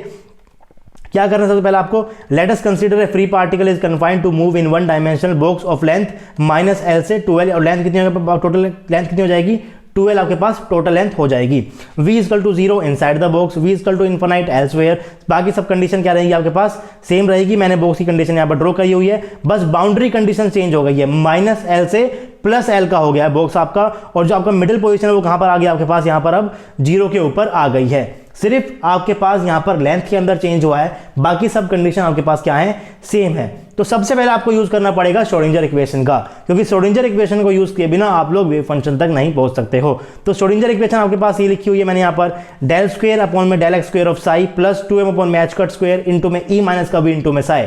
अगर आपको ये श्रोडिंगर इक्वेशन समझने में कोई दिक्कत आ रही है तो फिर से मैं आपको बोल रहा हूँ प्रीवियस लेक्चर को जरूर फॉलो कीजिए, ताकि आप लोग आगे वाले लेक्चर्स को भी फॉलो कर सको अच्छे से। तो ये चीज हम लोग समझ चुके हैं कि आखिर श्रोडिंगर इक्वेशन आप इस तरीके से कैसे इसको डिराइव करते हो। अब आपको पता है कि बॉक्स की कंडीशन क्या है, कि आपका जो v है वो क्या होता है, 0 होता है। तो मैंने क्या किया है, v को मैंने 0 पुट कर दिया, और आपकी इक्वेशन कहां बन जाएगी, इस तरीके की इक्वेशन आपको देखने को मिल जाएगी। उसके बाद हमने क्या किया था, जो आपके पास एक कांस्टेंट जो आपके पास थी, इसको आपने क्या नाम दे दिया था, इसको आपने k² नाम दे दिया था। मैंने इसे क्या लिख दिया, k² कर दिया। फिर आपके पास एक डबल डिफरेंशियल इक्वेशन बनकर आ गई थी। उसके बाद आप कह रहे थे कि इस डबल डिफरेंशियल इक्वेशन के आपके पास 2 सॉल्यूशन होंगे। एक सॉल्यूशन मैंने यहां पर लिखा हुआ है, ये दोनों सॉल्यूशन मैंने लिखे हुए हैं यहां पर, Sai = a sin kx plus b cos kx। दूसरा सॉल्यूशन क्या था इसका, Sai = a e iota kx plus b e का iota kx। फिर हम कह रहे थे कि इसमें तो भाई इमेजिनरी पार्ट है, ये जो आपका सॉल्यूशन है वो क्या है, डायरेक्शन स्पेसिफिक है, इसलिए हम इस सॉल्यूशन को यहाँ पर नहीं यूज करेंगे। इसका यूज हम लोग कहाँ पे करेंगे, टनलिंग के अंदर यूज करेंगे। अभी इसका यूज हम लोग नहीं कर रहे हैं। तो हमने क्या किया, इस वाले फंक्शन को एक्सेप्ट कर लिया। उसके बाद हमने क्या किया था, बाउंड्री कंडीशंस को अप्लाई किया था और अपने फंक्शन को डिटरमाइन किया था। इसके अंदर आज इस लेक्चर के अंदर मैं क्या कर रहा हूं, बाउंड्री कंडीशंस को अप्लाई करके आपको नहीं दिखा रहा हूं। जैसे हमने लास्ट क्लास में किया था सेम उसी तरीके से आपको यहां पर बाउंड्री कंडीशंस को अप्लाई करना है, बी की वैल्यू निकालनी है, ए की वैल्यू निकालनी है, उसके बाद आपको वैल्यूज को पुट करके आपके फंक्शन को कैलकुलेट करना है। मैं यहां पर डायरेक्ट फंक्शन को लिख रहा हूं कि आपका फंक्शन क्या निकल कर आएगा और इस फंक्शन को आपको डायरेक्टली याद करना है। ज्यादा चेंज नहीं है, जो फंक्शन आपके पास पहले था वही फंक्शन यहां पर है, लेकिन इस केस के अंदर n = even के लिए आपके पास अलग फंक्शन होगा, n = odd के लिए आपके पास अलग फंक्शन होगा। बस साइन और कोस के अंदर ज्यादा अंतर यहां पर नहीं है। तो अगर आपके पास n = odd हुआ, यानी कि n = 1 है, 3 है, 5 है, 7 है, तो उस केस में आपका जो वेव फंक्शन है वो क्या हो जाएगा, √1/L cos n pi x upon में 2L। इस फॉर्मूले को आपको याद करना है, बिल्कुल भी कंफ्यूज नहीं होना है पिछले वाले फंक्शन से। वो जो फंक्शन था वो तब था जब आपके बॉक्स की लेंथ 0 से L लेंथ की थी। ये जो फंक्शन आप लोग यूज कर रहे हो, ये फंक्शन आप तब यूज करोगे जब आपके बॉक्स की लेंथ क्या होगी, -L से +L की होगी, -L से +L की होगी। और जो आपका ट्रांसलेशन क्वांटम नंबर है वो ओड है, 1 हो, 3 हो, 5 हो, 7 हो, तो आप लोग क्या यूज करोगे अपने फंक्शन को, √1/L cos n pi x upon में 2L। अगर आपका जो n है वो इवन हुआ तो उस केस में जो फंक्शन है वो सिर्फ और सिर्फ कोस के जगह आ जाएगा, आपके पास साइन आ जाएगा, √1/L sin n pi x upon में 2L। अगर यहां पर आपको कोई कंफ्यूजन है, इस फंक्शन को आप लोग नहीं निकाल पा रहे हो, जैसे मैंने आपको लास्ट टाइम करके दिखाया था, आपको सिर्फ वही स्टेप को फॉलो करना है। अगर आप लोग फिर भी नहीं निकाल पा रहे हो तो आप कमेंट सेक्शन के अंदर कमेंट कर सकते हो, मैं अलग से वीडियो बना दूंगा किस तरीके से हमने इस फंक्शन को यहां पर डिराइव किया है। इंपॉर्टेंट बात क्या है कि आपको ये फंक्शन बस याद होना चाहिए। n = even के लिए अलग फंक्शन है, n = odd के लिए आपके पास अलग फंक्शन है। अगर n = odd है, इसका मतलब क्या, 1, 3, 5 यानी कि 7 अगर दिया होगा, इस ये दिया होंगे आपके पास n की वैल्यू, तो आप लोग कोस का यूज करोगे। n अगर आपके पास इवन होगा, 2 होगा, 4, 6, 8 होगा, तो आप वहां पर साइन का यूज करोगे। फंक्शन आपके पास क्या है, √1/L cos n pi x upon में 2L। जब आपके पास n क्या हो, ओड हो, आपके पास अगर n इवन होगा तो फंक्शन क्या हो जाएगा, √1/L sin n pi x upon में 2L। डिफरेंस कहां पर आ रहा है, यहां पर आपके पास एक 2 एक्स्ट्रा है, यहां पर आपके पास जो है वो 2 नहीं है। लेकिन आपको फिर भी कंफ्यूज नहीं होना है, आपको फॉर्मूले को एकदम एग्जैक्ट याद करना है कि आपका वेव फंक्शन क्या है। अगर फंक्शन नहीं बना पाए तो एनर्जी का आपका फंक्शन अगर नहीं बना अच्छे से तो आपका प्लॉट सही नहीं बनेगा, और अगर प्लॉट सही बना तो नोट सही नहीं बनेंगे। और क्वेश्चन जनरली वो कहां से पूछता है, नोट से ही पूछता है। तो फंक्शन याद होना बहुत ही ज्यादा इंपॉर्टेंट है। अगर आपके बॉक्स की लेंथ -L से L है तो उस केस में आपके पास दो फंक्शन होते हैं, n = even के लिए अलग, n = odd के लिए अलग। odd वाले में आपके पास कोस आएगा, इवन वाले में आपके पास साइन आएगा। फंक्शन क्या है, √1/L cos n pi x upon में 2L। n = even के लिए √1/L sin of n pi x upon में 2L। ज्यादा कुछ भी रॉकेट साइंस नहीं है, सिर्फ इन फंक्शंस को ही आपको याद करना है। अब इन फंक्शन का यूज करके हम लोग क्या करने वाले हैं, जो हमने लास्ट क्लास में किया था, अपने ग्राफ को प्लॉट करेंगे, साई का ग्राफ प्लॉट करेंगे, साई स्क्वायर का ग्राफ प्लॉट करेंगे, देखेंगे नोड की पोजीशन कहाँ है, देखेंगे मैक्सिमा कहाँ पर आ रहा है, देखेंगे मिनिमा कहाँ पर आ रहा है, और उसके बाद उन पोजीशंस को हम लोग इजीली, अगर आपको याद हो गए तो ठीक है, याद नहीं हुई तो एग्जाम के अंदर आप उसे ड्राइव कर सकते हो। जनरली एग्जाम के अंदर आपसे प्लॉट का डायग्राम पूछेगा तो वो आपसे 0 से ही पूछेगा, जो आपके बॉक्स की लेंथ है वो 0 से L होगी, 0 से 2L होगी, या फिर 0 से 3L होगी। लेकिन आपको इसके बारे में पता होना चाहिए क्योंकि क्वेश्चन आपका कहीं से भी आ सकता है। अगर आपका बॉक्स -L से +L है तो साई 1 क्या हो जाएगा, देखिए 1 क्या है आपके पास, ओड है, तो क्या यूज करोगे आप लोग, कोस को यूज करोगे। फंक्शन लिखोगे, क्या लिखोगे, √1/L cos n की जगह क्या लिख दिया आपने, 1 लिख दिया, 1 pi x अपॉन में 2L। अगर आप लोग साइड 2 को लिखोगे, क्या लिखोगे, √1/L sin, यहाँ पे मैंने साइन का यूज किया क्योंकि 2 आपके पास क्या है, इवन है, sin n की जगह क्या लिखा, 2 pi x अपॉन में 2L। साइड 3 आपके पास क्या हो जाएगा, √1/L cos 3 pi x upon में 2L। साइड 4 क्या हो जाएगा, √1/L sin 4 pi x upon में 2L। एनर्जी का एक्सप्रेशन क्या हो जाएगा, आपका जो लास्ट केस में एनर्जी का एक्सप्रेशन था उसमें आपके बॉक्स की लेंथ जो थी वो क्या थी, L थी, 0 से L थी, तो एनर्जी का एक्सप्रेशन क्या था, n² अपॉन में 8mL²। लेकिन इस केस में जो आपकी बॉक्स की लेंथ है वो -L से +L है, तो टोटल लेंथ कितनी हो गई आपके पास, 2L हो गई। तो आपको इस L की जगह क्या करना है, बस यहाँ पर इसको L की जगह आपको क्या करना है, 2L का स्क्वायर कर देना है। जैसे ही आप इसको पुट करोगे एक्सप्रेशन क्या हो जाएगा, n² अपॉन में 32mL²। तो इतना सा ही चेंज है फंक्शन के अंदर, थोड़ा सा चेंज है किसके अंदर है, एनर्जी के अंदर। इस चेंज को समझ जाओगे तो आपको कोई भी दिक्कत नहीं आएगी। अगर आपने एनर्जी का एक्सप्रेशन बना लिया तो अगेन आप लोग एनर्जी के डायग्राम बना सकते हो, लेवल डायग्राम आपके बन गए तो आप लोग ट्रांजिशन भी वहां पर देख सकते हो। जो मैंने आपको प्रीवियस क्लास में क्वेश्चन कराया था, मैं आपको कह रहा था कि आपको होमो से लूमो के बीच का आपको ट्रांजिशन के लिए आपको क्या निकालनी है, एनर्जी निकालनी है। अगर आपका पार्टिकल 1D बॉक्स में घूम रहा है, उसकी लेंथ 0 से L है, तो क्वेश्चन ऐसा भी आ सकता है कि आपका जो पार्टिकल है 1D बॉक्स में घूम रहा है, उसकी लेंथ -L से +L है, और आपको ट्रांजिशन देखना है। आपके पास 4 इलेक्ट्रॉन्स है, आपको 4 इलेक्ट्रॉन को फिल करना पड़ेगा, और फिल करने के लिए आपके पास एनर्जी लेवल्स होने चाहिए। और वो एनर्जी लेवल आप कैसे बनाओगे, इस एनर्जी एक्सप्रेशन का यूज करके आप लोग क्या बनाओगे, अपने एनर्जी लेवल्स को बनाओगे। 4 इलेक्ट्रॉन को ऐसे भर दोगे, उसके बाद होमो टू लूमो के अंदर आप लोग क्या देख लोगे, ट्रांजिशन को आप लोग वहां पर अच्छे से पढ़ लोगे। एनर्जी भी निकाल सकते हो, वेवलेंथ भी निकाल सकते हो, फ्रीक्वेंसी भी निकाल सकते हो, और वेव नंबर भी निकाल सकते हो। तो जो क्वेश्चन मैंने आपको लास्ट क्लास में कराया था, उस क्वेश्चन को कर देखिए। बस बॉक्स की लेंथ को चेंज कर दीजिए, आप लोग वहां पर -L से +S+L बॉक्स की लेंथ को ले लीजिए। अब ऐसा तो नहीं है कि हर बार आपके पास जो बॉक्स की लेंथ है वो -L से +L ही होगी। लास्ट में हमने पढ़ा था कि 0 से L है, फिर 0 से 2L हो सकता है, 0 से 3L हो सकता है, 0 से 4L हो सकता है। उसी केस में -L से +L तो है, लेकिन वो -L से +L ही नहीं रहेगा, वो -2L से +2L हो सकता है, -3L से +3L हो सकता है, -L/2 से +L/2 हो सकता है, -L/3 से +L/3 हो सकता है। तो उस केस में आपका फंक्शन किस तरीके से चेंज होगा उसको भी मैं आपको बता देता हूं। ज़्यादा कुछ नहीं करना है, बस L की जगह आपको जो गिवन होगा उसी को पुट करना है। जैसे कि -L से +L के लिए अगर आपका बॉक्स होगा, n अगर आपका ओड है तो आपको cos का यूज करना है, √1/L cos n pi x upon में 2L। अगर आपका n इवन होगा तो आपको साइन का यूज करना है, √1/L sin n pi x upon में 2L। एनर्जी का एक्सप्रेशन आपका ये रहा, n²h² अपॉन में 32 ml², राइट। अगर आप लोगों ने L की जगह यहां पर -L/2 से +L/2 कर दिया, यानी कि -L की जगह आपने -L/2 ले लिया, और प्लस की जगह आपने क्या ले लिया, +L/2 ले लिया, तो फंक्शन में ज्यादा चेंज नहीं करना है। L की जगह अगर L/2 आया है तो यहां भी L की जगह क्या कर दो, आप लोग L/2 कर दो। यहां पर क्या है, L है तो L की जगह क्या कर दो, L/2 कर दो। यहां पर भी L है तो क्या कर दो, L/2 कर दो। यहां पर भी L है तो क्या कर दो, L/2 कर दो। अगर आपके बॉक्स की लेंथ L/4 से -L/4 से +L/4 है, तो आपको L की जगह क्या करना पड़ेगा, L/4 करना पड़ेगा। L की जगह मैंने क्या कर दिया, यहां पर L/4 कर दिया है। L की जगह मैंने क्या कर दिया, यहां पर L/4 कर दिया है। सेम चीज आपको एनर्जी के एक्सप्रेशन के अंदर भी करनी पड़ेगी। यहां पर -L/2 से +L/2 है, तो एनर्जी में मैंने क्या कर दिया, L की जगह L/2 कर दिया। यहां पर -L/4 से +L/4 है, तो मैंने क्या कर दिया, यहां पर L की जगह L/4 कर दिया। तो ज्यादा कुछ भी नहीं करना है, एक्सप्रेशन के अंदर आपको सिर्फ L की वैल्यू को चेंज करना है, जैसा आप लोगों ने लास्ट में किया था। जब मैंने आपको बताया था कि अगर आपका बॉक्स जो है वो 0 से L के लिए जो आपका एक्सप्रेशन था एनर्जी का, n²h² अपॉन में 8 ml² था।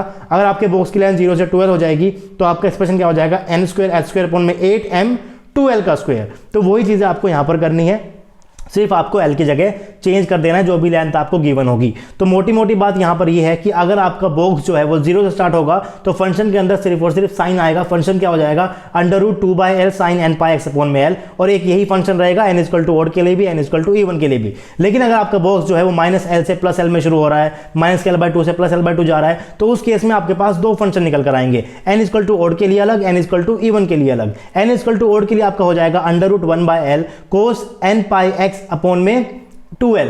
अगर आपके पास बात कर रहे हो n आपके पास इवन हुआ, तो आपका फंक्शन हो जाएगा √1/L sin n pi x upon में 2L। ज्यादा कुछ भी याद नहीं करना है। पहले वाले केस में एक फंक्शन था, इसमें दो फंक्शन है, उसमें चाहे n इवन हो चाहे ओड हो, फंक्शन सेम रहेगा। यहां पर अगर आपके पास जो फंक्शन के अंदर अगर n की वैल्यू इवन है तो अलग फंक्शन, n की वैल्यू ओड है तो अलग फंक्शन, और उसके कोरस्पॉन्डिंग आप लोग एनर्जी के एक्सप्रेशन के अंदर भी चेंज कर सकते हो। एनर्जी का एक्सप्रेशन आ गया तो एनर्जी लेवल डायग्राम बना सकते हो। एनर्जी लेवल डायग्राम बन गया तो उसमें इलेक्ट्रॉन्स को फिल करके आप लोग ट्रांजिशन की एनर्जी भी निकाल सकते हो। तो ये सब चीजें आपको अभी तक पता होनी चाहिए क्वांटम केमिस्ट्री के अंदर। तो बॉक्स की जो मेन बातें थी वो यही हो गई है। अब हमें क्या करना पड़ेगा, जो हमने अभी फंक्शन निकाला है इस फंक्शन का प्लॉट भी ड्रॉ कर लेते हैं। 0 से L लेंथ के लिए आपने प्लॉट ड्रॉ कर लिए, अब हम लोग -L से +L के लिए भी प्लॉट को ड्रॉ कर लेते हैं, और उन प्लॉट को हम लोग याद कर लेंगे। अभी तक जो आपने बॉक्स पढ़ा है उसके अंदर सिर्फ और सिर्फ साइन फंक्शन था, तो उसके प्लॉट को पढ़ने से पहले मैंने आपको साइन के ग्राफ के बारे में बता दिया। लेकिन अब जो आपके पास फंक्शन आया है उसमें साइन फंक्शन भी है और कोस फंक्शन भी है। तो अगर साइन का ग्राफ आपको पता है तो आपको उसी तरीके से कोस का ग्राफ भी पता होना चाहिए। तो उसको पढ़ने से पहले हम लोग थोड़ी सी बात जान लेते हैं कि आखिर साइन का जो ग्राफ है वो कैसे बनता है और कोस का जो ग्राफ है वो कैसे बनता है। अगर आपको साइन का ग्राफ आ गया, कोस का ग्राफ आ गया, तो फंक्शन का ग्राफ भी आप लोग इजीली प्लॉट कर सकते हो। तो साइन का जो फंक्शन है उसका ग्राफ मैंने आपको बनाना सिखाया था कि जो आपके पास साइन एक ऐसा फंक्शन है जिसकी वैल्यू +1 से -1 के बीच में घूमती है। +1 से -1 के जाने के बीच में पहले बीच में 0 आएगा, फिर -1, फिर 0, फिर +1, फिर 0, फिर -1, फिर 0, फिर +1। सेम उसी तरीके से कोस भी एक ऐसा फंक्शन होता है जिसकी वैल्यू +1 से लेके -1 के बीच में घूमती है। सिर्फ और सिर्फ एंगल्स का थोड़ा बहुत चेंज है, बाकी सब कुछ सेम ही रहेगा। तो पहले मैं एक बार आपको साइन का रिवाइज कराता हूँ। जो आपका साइन का जो ग्राफ है वो मैंने यहाँ पर ग्राफ बनाया हुआ है। इस तरीके का आपका ग्राफ होता है साइन फंक्शन का।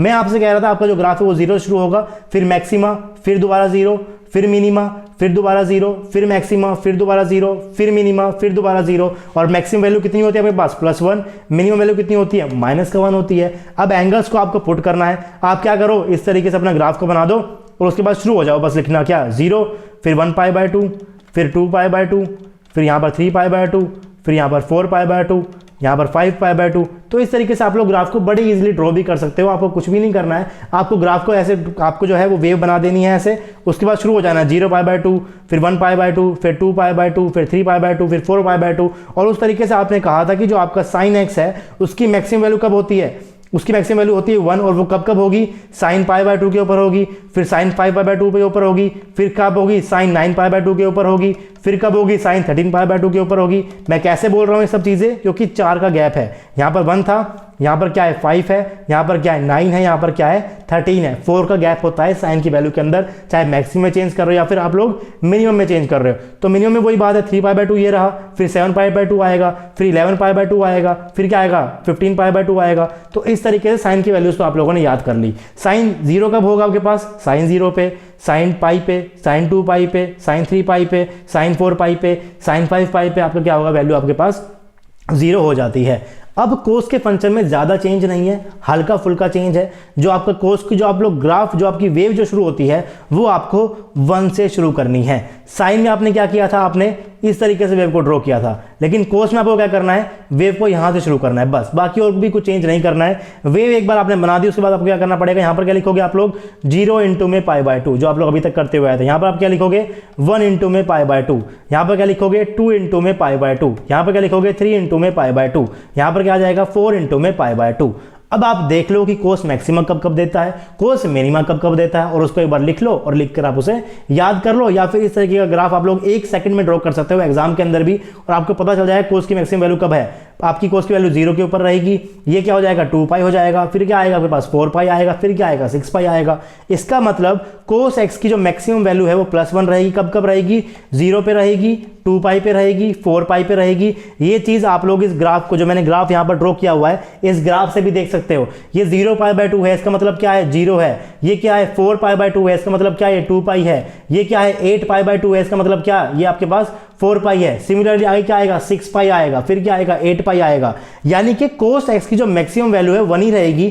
कब कब रहेगी, कोस 0 के ऊपर, कोस 2π के ऊपर, कोस 4π के ऊपर, कोस 6π के ऊपर। और जो आपके कोस की मिनिमम वैल्यू है वो कब कब रहेगी आपके पास 2π/2 के ऊपर, यानी कि आपकी पाई के ऊपर, 6π/2 के ऊपर, यानी कि आपकी 3π के ऊपर। फिर आपके पास आगे क्या आएगा 5π आएगा, फिर क्या आएगा आपके पास 7π आएगा। तो कोस एक्स की मैक्सिमम वैल्यू जो है +1 वो रहेगी आपके पास कोस 0 के ऊपर, कोस 2π के ऊपर, कोस 4π के ऊपर। और जो मिनिमम वैल्यू है वो रहेगी आपके पास पाई के ऊपर, 3π के ऊपर, 5π के ऊपर। तो इस चीज को आपको याद रखना है। उसके बाद अगर आपके पास π/2 का इंटीग्रल मल्टीपल है तो कोस वहां पर 0 वैल्यू देता है। π/2 के ऊपर भी 0, 5π/2 के ऊपर भी 0, 9π/2 के ऊपर भी 0। यहाँ पर की वैल्यू क्या हो जाएगी 0 हो जाएगी। आप लोग ग्राफ से भी देख सकते हो, ये आपके पास π/2 पे 0 रही, फिर 3π/2 आ गया, फिर 5π/2 आ गया, और फिर 7π/2 आ गया। अगर आपको ग्राफ्स को याद करने में कोई भी दिक्कत आ रही है प्लॉट को ड्रॉ करते वक्त, तो आपको ज़्यादा कुछ भी नहीं करना है। एग्जाम सेंटर के ऊपर जब आपको इस टाइप का क्वेश्चन आया तो आप क्या करो, इस तरीके से लाइन को ड्रॉ कर दो, और फिर अगर आपके पास फंक्शन कोस का है तो ऐसे आप लोग क्या कर दो, अपनी वेव को बना दो। राइट, वेव आपने बना दिया, उसके बाद शुरू हो जाओ। कैसे लिखना शुरू हो जाओगे, 0π/2, यहाँ पर क्या लिख दोगे 1π/2, फिर क्या लिखोगे 3π/2, फिर क्या लिखोगे, 2π/2 आएगा, फिर क्या आएगा 3π/2, फिर क्या आएगा 4π/2 आएगा। और इस तरीके से आप लोग कहाँ तक लिख दो इसको, 6π/2 तक लिख दो। मैक्सिमम आपका जो काम है वो यहीं तक ही हो जाता है। और इस तरीके से फिर आप लोग इसको भी आराम से लिख सकते हो। अगर आपको वैल्यूज़ याद नहीं हो रही है, अगर आप लोग बायोलॉजी बैकग्राउंड के हो, तो आपको ज़्यादा कुछ नहीं करना है। साइन की वेव बनाओ, कोस की वेव बनाओ और शुरू हो जाओ 0π/2, 1π/2, 2π/2, 3π/2, 4π/2 और लिख दो कि मैक्सिमम कब कब है, मिनिमम कब कब है। बस वहीं से ही क्वेश्चन आएगा। आपको मैक्सिमम यही, आपको सिर्फ 3-4 वैल्यूज देखनी पड़ेगी, वहीं से ही आपका क्या आएगा, क्वेश्चन आएगा। अगर आप लोग मैथमेटिक्स बैकग्राउंड के हो तो आपको ये चीज़ें पता ही होगी और आप लोग को इजीली भी समझ सकते हो, इजीली आप लोग इसको याद कर सकते हो। अब जब हम लोग पढ़ रहे थे 0 से L लेंथ का बॉक्स, तो मैंने आपको वहाँ पे प्लॉट करते हुए हमने क्या किया था, हम अपने फंक्शन को लेते थे, देखते थे फंक्शन मैक्सिमा कब है,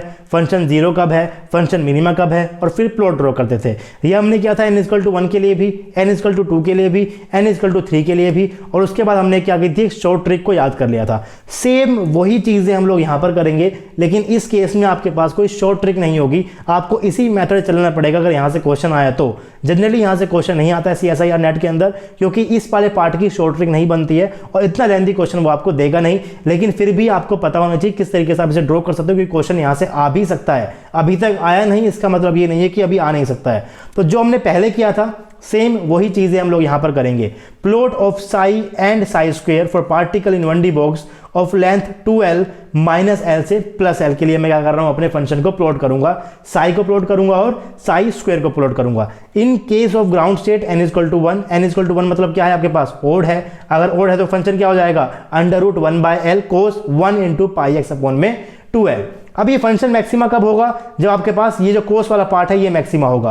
फंक्शन 0 कब होगा, जब ये कोस वाला पार्ट क्या होगा, 0 होगा। फंक्शन मिनिमा कब होगा, जब ये कोस वाला पार्ट क्या होगा, आपके पास मिनिमा होगा। सेम हम लोग कर चुके हैं लास्ट क्लास के अंदर, उन चीजों को मैं यहाँ पर आपके सामने दोबारा करके दिखा रहा हूँ। Sai 1 is maximum when cos πx/2L is maximum. ये मैक्सिमम की वैल्यू क्या होती है, +1 होती है। कब देगा +1, आपके पास 0 पे देगा, 2π पे देगा, 4π पे देगा, 6π पे देगा। तो आपको वही चीज करनी है पहले किया था। क्या करना है आपको, एक बार आपको इसको रखना है 0 के बराबर, फिर आप इसे इक्वल टू रखोगे 2π के बराबर, फिर इक्वल टू रखोगे 4π के बराबर, फिर इक्वल टू रखोगे 6π के बराबर। और जैसे ही आप लोग बॉक्स से बाहर गए, आगे की वैल्यू को कंसीडर करना आप लोग छोड़ दोगे। जैसे कि अगर आप लोगों ने cos πx/2L को 0 के बराबर रखा, तो यहां से आपका x आ गया 0। क्या 0 माइनस L से प्लस L के बीच में है, हाँ है। तो आपने इस वैल्यू क्या कर लिया, एक्सेप्ट कर लिया। फिर आपने क्या किया, आपने इस cos πx/2L को 2π के बराबर रखा। जैसे ही आप इसे 2π के बराबर रखोगे तो आपका x आ जाएगा 4L। क्या 4L माइनस L से प्लस L के बीच में है, नहीं है। तो इसको आप लोग रिजेक्ट कर दोगे। अगर आपका cos 2π रिजेक्ट हो गया तो 4π को देखने की जरूरत नहीं है, आगे की वैल्यू को आपको देखने की जरूरत नहीं है। इसका मतलब जो आपका साई 1 है वो मैक्सिमम कहां पर होगा, x=0 के ऊपर वो आपका मैक्सिमा होगा। तो मैक्सिमा कंडीशन आप लोगों ने देख ली। अब देखते हैं साई 0 कब होगा। साई 1 इज 0 व्हेन आपके पास cos πx/2L 0 होगा। ये 0 कब होगा आपके पास, जब आपके पास cos π/2 होगा। cos का माइनस का π/2 भी हो सकता है, cos का 5π/2 होगा और cos का माइनस का 5π/2 हो सकता है। अब मैं यहां पर साथ में माइनस क्यों ले रहा हूं, मैंने cos का π/2 भी लिया है और cos का माइनस का π/2 भी लिया है। मैंने ये चीज क्यों ली है, क्योंकि मैथमेटिक्स के अंदर आप लोग देखते हो कि जो cos ऑफ थीटा होता है वो बराबर होता है cos ऑफ माइनस के थीटा के। साइन का theta is equal to sine of minus theta नहीं होता, लेकिन cos का theta equal to cos of minus theta होता है। और उसको आप लोग यहां पर कंसीडर भी करोगे, क्योंकि जो आपका बॉक्स है वो माइनस L से प्लस L के बीच में बना हुआ है। यानी कि आपको नेगेटिव वैल्यूज भी लेनी है और पॉजिटिव वैल्यूज भी लेनी है x की, क्योंकि x की वैल्यू आपकी माइनस की L/2 भी हो सकती है और प्लस की L/2 भी हो सकती है। तो आपको माइनस की वैल्यू कब मिलेंगी, जब आप लोग एंगल माइनस का लोगे। इसीलिए हम लोगों ने लास्ट केस के अंदर माइनस की वैल्यू को नहीं लिया था। पहली चीज वहां पर साइन थी, दूसरी चीज आपका जो बॉक्स है वो 0 शुरू हो रहा था। लेकिन इस केस में आपका जो बॉक्स है वो माइनस L से प्लस L के बीच में शुरू हो रहा है, तो माइनस का L/2 भी आपका बॉक्स के अंदर है। और माइनस की वैल्यू तभी आएगी जब आप लोग एंगल को भी क्या ले लोगे, माइनस का ले लोगे। ज्यादा रॉकेट साइंस नहीं है। cos of theta is equal to cos of minus theta होता है। इसका मतलब cos of 90 degree is equal to cos of minus का 90 डिग्री होगा। cos of 180 degree is equal to cos of minus का 180 degree होगा। यानी कि cos of theta is equal to minus का cos ऑफ थीटा होता है। यानी कि आपका जो cos πx/2L है ये cos π/2 भी हो सकता है और cos माइनस का पाई बाय 2 भी हो सकता है, कोस का 5 पाई बाय 2 भी हो सकता है और कोस का माइनस का 5 बाय 2 भी हो सकता है। और इन एंगल्स के ऊपर जो आपका फंक्शन है वो क्या हो जाएगा, 0 हो जाएगा। तो वैल्यूज को पुट करते हैं, एक एक वैल्यू को पुट करेंगे। सबसे पहले क्या करेंगे हम लोग, पाई एक्स बाय 2l को पाई बाय 2 के बराबर रखेंगे। जैसे मैंने इसको बराबर रखा तो आपके पास x क्या निकल कर आ जाएगा, x आपका निकल कर आ गया l। क्या आपका l माइनस एल से प्लस एल के बीच में या फिर उसकी बाउंड्री पे है, तो हाँ है, बाउंड्री कंडीशन है। अगर आपका मैंने इसको पुट करूंगा माइनस की पाई बाय 2 से तो आपका x निकल कर आएगा माइनस का l। क्या माइनस का l प्लस l के साथ है, हाँ है बाउंड्री के ऊपर, तो आपकी ये भी एक्सेप्टेड है और ये भी एक्सेप्टेड है। फिर आप आगे बढ़े, आपने इसको वैल्यू को पुट किया 5 बाय 2 के बराबर, तो जैसे ही आप लोग इसको 5 बाय 2 के बराबर रखोगे तो आपका जो l निकल कर आएगा वो निकल कर आएगा प्लस का 2.5l। क्या प्लस का 2.5l माइनस एल से प्लस एल के बीच में है, नहीं है, तो ये वैल्यू आप लोग काट दोगे। और कॉमन सेंस है, अगर आप लोगों ने नेगेटिव वाला 5 बाय 2 यूज किया तो आपकी वैल्यू आएगी माइनस का 2.5l। तो क्या ये आपके बॉक्स के बीच में है, नहीं है, तो आपने इसको भी कंसीडर नहीं किया। अगर इसको कंसीडर नहीं किया, इसको कंसीडर नहीं किया, तो जो इसके आगे आएंगे उसको भी कंसीडर करने की जरूरत नहीं है। तो मैक्सिमा आपने देख लिया कहां पर देगा, 0 आपने देख लिया कहां पर देगा। सेम अब देख लेते हैं कि आखिर वो मिनिमा कहां पर देगा। psi 1 is minimum when cos pi x upon में 2l इज मिनिमम। इसकी मिनिमम वैल्यू क्या होती है, माइनस का 1 होती है। दैट इज आपका जो cos of pi x by 2l है वो या तो cos पाई के बराबर हो जाए, या फिर cos के माइनस पाई के बराबर हो जाए, या फिर cos 3 पाई के बराबर हो जाए, या फिर cos ऑफ माइनस 3 पाई के बराबर हो जाए। क्योंकि अब आपको पता है कि cos of theta is equal to minus is equal to cos of minus theta होता है। तो आपको प्लस पाई भी लेना है और आपको माइनस पाई भी लेना है। अब क्या करोगे आप लोग, एक बार इसको इसके बराबर रखो, फिर एक बार इसको इसके बराबर रखो, फिर एक बार इसको इसके बराबर रखो, फिर एक बार इसको इसके बराबर रखो, और रखते रहो जब तक आपकी जो वैल्यू है x की वो बॉक्स के बीच में ही आती है। तो सबसे पहले मैंने इसको किसके बराबर रखा, मैंने इसको cos पाई के बराबर रख दिया। जब मैं इसको यहां पर इक्वेट करूंगा तो आपका x क्या निकल कर आ जाएगा, 2l निकल कर आ जाएगा। और पहली ही वैल्यू आपकी बॉक्स से बाहर चली गई। अगर पहली ही वैल्यू बॉक्स से बाहर चली गई, ऑब्वियस बात है, अगर मैं माइनस पाई लिखूंगा तो क्या आपके पास क्या निकल कर आएगा, x इक्वल टू माइनस का 2l आएगा। ये भी बाहर है, ये भी बाहर है, दोनों क्या हो गए, रिजेक्ट हो गई। ये भी रिजेक्ट, ये भी रिजेक्ट, आगे के देखने की आपको जरूरत है ही नहीं। यानी कि आपका psi 1 जो है वो मैक्सिमम वैल्यू देगा, 0 देगा, पर आपका मिनिमा नहीं देगा। अगर मैक्सिमा और मैक्सिमा से मिनिमा में नहीं गया तो ऑफ कोर्स आपको नोड भी देखने को नहीं मिलेगी। और जो प्लॉट आपका रहेगा वो कुछ इस तरीके का रहेगा। आपने देख लिया है कि x equal to minus L के ऊपर क्या था आपका फंक्शन, 0 था। फिर आपने देखा था x equal two plus L के ऊपर क्या था फंक्शन आपका, 0 था। फिर आपने कहा था कि x इक्वल टू 0 के ऊपर आपका जो फंक्शन था साई वो क्या था, मैक्सिमम था। तो आपने इस तरीके का प्लॉट बना दिया, माइनस एल से प्लस एल का बॉक्स है, ये आपके पास क्या है, 0 लेंथ है, आपके पास यहाँ पर आपका फंक्शन क्या है, मैक्सिमा है, और इस तरीके का प्लॉट आप लोगों ने ड्रॉ कर दिया। ये प्लॉट है आपका किसका, साई का। अगर आपको साई स्क्वायर का प्लॉट करना है तो आपको इसका स्क्वायर करना पड़ेगा और प्लॉट आपका कुछ इस तरीके का हो जाएगा। तो ये आपके पास साई स्क्वायर का रहा और ये आपके पास किसका रहा, साई का रहा। तो ये प्लॉट ड्रॉ करने में आपको सिखा चुका हूँ। पार्टिकल मंडी बॉक्स की लाइन जो 0 से L की थी वहां पर मैंने आपको n इक्वल टू 3 तक बताया था। आज मैं आपने बता दिया कि आपका जो साई 1 है वो कब मैक्सिमा होगा, कब मिनिमा होगा, किस तरीके से आपको देखना है, तो वो चीज़ भी आपको पता चल गई है। अब ये सेम चीज़ें आपको फॉलो करनी है साई इक्वल टू 2 के लिए भी, साई इक्वल टू 3 के लिए भी, साई इक्वल टू 4 के लिए भी। आप घर पर बैठे कर देखिए और आप लोग आराम से मैक्सिमम मिनिमम को कैलकुलेट कर पाओगे। अगर आप लोगों ने उसको कर लिया तो जो आपका ग्राफ लास्ट में प्लॉट होगा, similarly we can plot the graph of psi and psi square for other translational quantum number. यानी कि n इक्वल टू 2 के लिए भी कर सकते हो, n इक्वल टू 3 के लिए भी कर सकते हो, n इक्वल टू 4 के लिए भी कर सकते हो। मैं आपको डायरेक्ट दिखा रहा हूं कि जो आपका प्लॉट बनेगा आखिर वो प्लॉट आपका किस तरीके से ग्राफ का बनकर आएगा। तो ये जो प्लॉट आप लोग देख रहे हो इस तरीके का ग्राफ आपको देखने को मिलेगा। अगर आप लोगों को इसी तरीके से जैसे मैंने आपको कंडीशन बताई है उनका यूज करोगे, साई 2 आपका मैक्सिमा कब, साई 2 आपका 0 कब, साई 2 आपका मिनिमा कब, तो अगर आप लोग उन चीज़ों को फॉलो करोगे तो आपका कुछ इस तरीके का प्लॉट आपको देखने को मिलेगा और ऐसा प्लॉट आप लोग ड्रॉ कर सकते हो। इस प्लॉट को आप लोग डायरेक्टली भी याद कर सकते हो, इस प्लॉट को आप लोग आपको जो ड्राइव करना है वैसे भी कर सकते हो।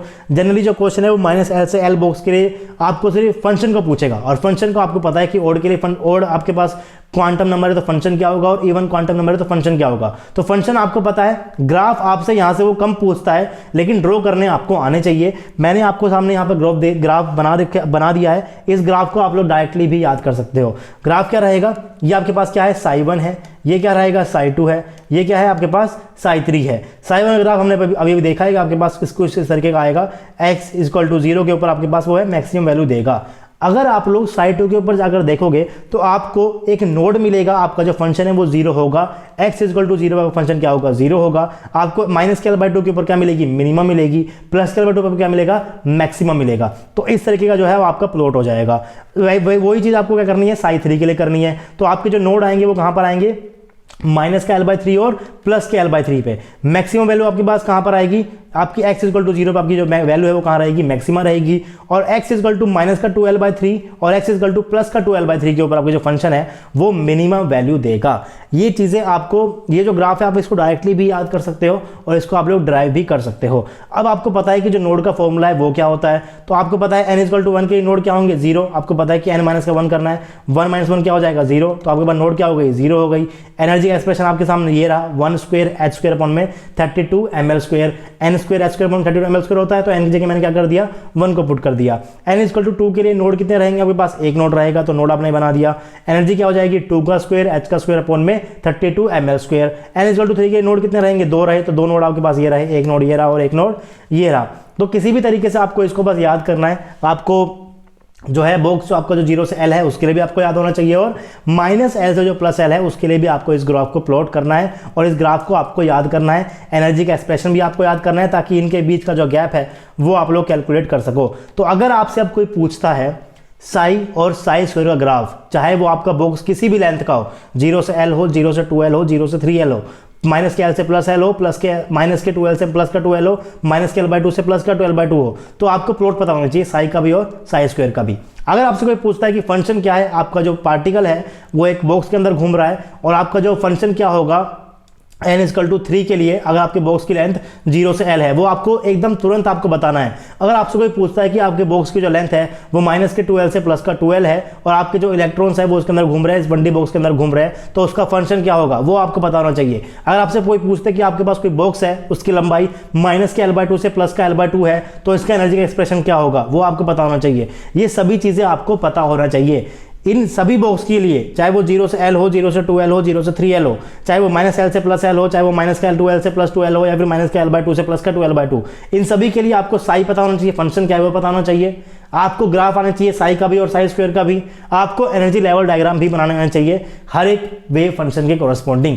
अगर आपको ये सारी चीज़ें आती है 1D बॉक्स के लिए तो पार्टिकुलर 1D बॉक्स का क्वेश्चन आप लोग कभी नहीं छोड़ोगे। अगर आपसे एग्जाम के अंदर वो पूछता है, चाहे वो नेट का एग्जाम हो, गेट का एग्जाम हो या फिर किसी भी आपके पास कोई भी आपके पास एग्जाम हो, अगर यहाँ से क्वेश्चन आया पार्टिकुलर 1D बॉक्स से तो वो अब आपका छूटना नहीं चाहिए, क्योंकि इससे ज़्यादा पार्टिकुलर 1D बॉक्स है भी नहीं और हमने बहुत डिटेल में पढ़ा है, बहुत टाइम दिया है इसके ऊपर।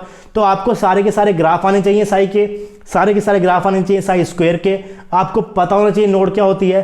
0 से L लेंथ के लिए आपको पोजीशन भी पता होनी चाहिए कि नोड की पोजीशन क्या रहेगी, मैक्सिमा की पोजीशन क्या रहेगी, मिनिमा की पोजीशन क्या रहेगी। अगर आपके बॉक्स की लेंथ माइनस L से प्लस L है तो जो ग्राफ है ये ग्राफ आपको पता होना चाहिए। अगर आपसे कोई सीधा बोल देता है कि n इक्वल टू 7 के लिए आपका जो बॉक्स है उसकी लंबाई माइनस के L/2 से प्लस का L/2 है, आपसे वो फंक्शन पूछे तो आपको वो फंक्शन भी पता होना चाहिए, आपको हर एक चीज़ पता होनी चाहिए। एनर्जी का एक्सप्रेशन भी आपको पता होना चाहिए, एनर्जी लेवल डायग्राम भी आप लोग यहाँ पर पता होना चाहिए। देखिए 1D बॉक्स के लिए आपका डीजेनरेसी कंसेप्ट यहाँ पर नहीं आता।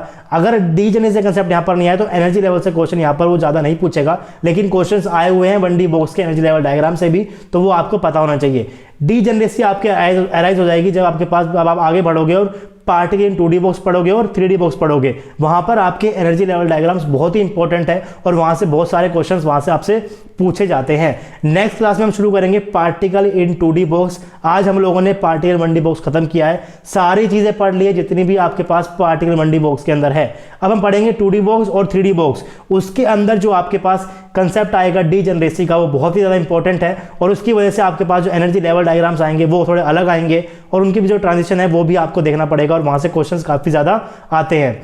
अगर क्वेश्चन आएगा एनर्जी वाले पार्ट से तो 2D बॉक्स 3D बॉक्स से आएगा, अगर क्वेश्चन आएगा फंक्शन वाले पार्ट से तो वो आपके पास 1D बॉक्स से आएगा। क्वेश्चन आपके पास कहीं से भी आ सकता है वैसे तो, लेकिन अगर मैं आपको बताऊं कि मैक्सिमम क्वेश्चन कहाँ से आए हैं तो 1D बॉक्स से वो फंक्शन वाले क्वेश्चन पूछता है और 2D और 3D से वो कैसे पूछेगा आपसे, एनर्जी डायग्राम के पूछेगा। तो नेक्स्ट क्लास में शुरू करेंगे पार्टिकल इन 2D बॉक्स। आज आपका पार्टिकल 1D बॉक्स खत्म हो चुका है, फिर हम 2D बॉक्स पढ़ेंगे, 3D बॉक्स पढ़ेंगे, SHO को पढ़ेंगे, रिजिड वाटर को पढ़ेंगे और साथ ही अपने हाइड्रोजन एटम को पढ़ेंगे। जैसे ये मॉडल कंप्लीट होंगे फिर हम लोग पढ़ेंगे टनलिंग और आपकी यूनिट 1 क्वांटम केमिस्ट्री की कंप्लीट हो जाएगी। और यूनिट 1 कंप्लीट होने के बाद यूनिट 2 के अंदर, 3 के अंदर, 4 के अंदर ज़्यादा टाइम नहीं लगेगा, उसमें ज़्यादा टाइम आपको बिल्कुल भी नहीं लगेगा। अगर यूनिट 1 आपको समझ में आई है तो पर्टर्बेशन वाला जो पार्ट है जो यूनिट 2 के अंदर पढ़ेंगे वो आप लोग बहुत आसानी से कर लोगे, कुछ भी नहीं है उसके अंदर यूनिट 2 के अंदर। तो यूनिट 1 को पढ़ना बहुत ज़रूरी है और पढ़ने ज़्यादा समझना ज़रूरी है। आपको हर एक चीज़ पता होनी चाहिए कि ये चीज़ मैं क्यों लिख रहा हूँ, ताकि आपको यूनिट 2 और यूनिट 3 में दिक्कत ना हो। अगर आप लोग यूनिट 1 को रटने की कोशिश करोगे तो 2 और 3 में बहुत ज़्यादा दिक्कत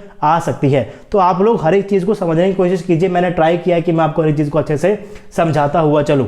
अगर आपको चीज़ें समझ में आ रही है, अगर आपको ये कोर्स अच्छा लग रहा है तो सबसे पहले तो वीडियो को लाइक कर दीजिए। अगर कोई भी डाउट है तो आप लोग कमेंट सेक्शन के अंदर कमेंट कर सकते हैं। अगर आप लोग इस चैनल के ऊपर नए हैं तो चैनल को प्लीज़ सब्सक्राइब कर लीजिए और सब्सक्राइब अगर कर ही रहे हो तो घंटी को जरूर दबाइए ताकि आपके पास नोटिफिकेशन पहुंच जाए जब भी मैं कोई यहाँ पर नया लेक्चर अपलोड करूँ। आपसे मिलेंगे नेक्स्ट क्लास में, तब तक के लिए आप लोग पढ़ते रहिए, पढ़ाते रहिए। अगर आपको मेरा ये काम अच्छा लगता है तो आप लोग RJ अकेडमी को डोनेट भी कर सकते हो। आप लोग हमें गूगल पे कर सकते हो, फ़ोन पे कर सकते हो और पेटीएम कर सकते हो। Any support is appreciable guys. आपसे हम मिलेंगे नेक्स्ट क्लास में, तब तक के लिए पढ़ते रहिए, पढ़ाते रहिए और खुश रहिए। Thank you.